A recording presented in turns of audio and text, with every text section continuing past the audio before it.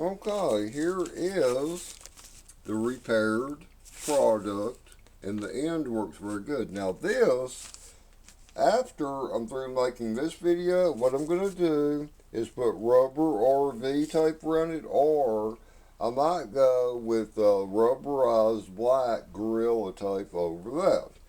And this, people, is the best possible repair that could even exist.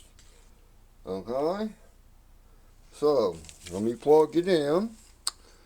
I know it'll work, because see, I know what happened earlier. I know that this will work.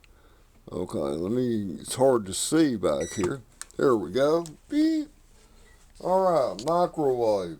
Abracadabra. There it is. There it is.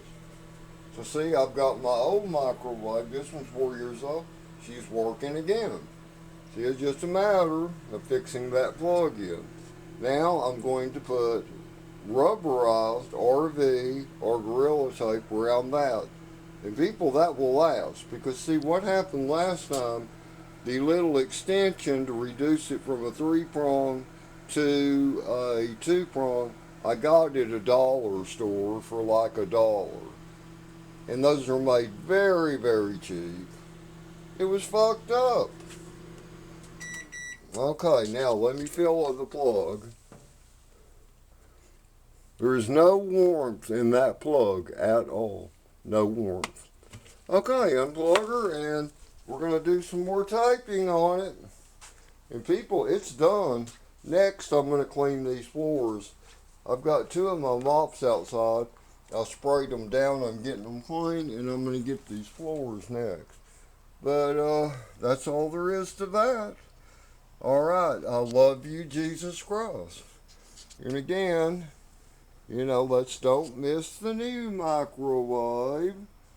And I keep that. You know what? I'm just going to push it over there to where it's neater looking. I'm just going to push it over and leave it on this little stand here. And just leave it there. Hell, that's okay.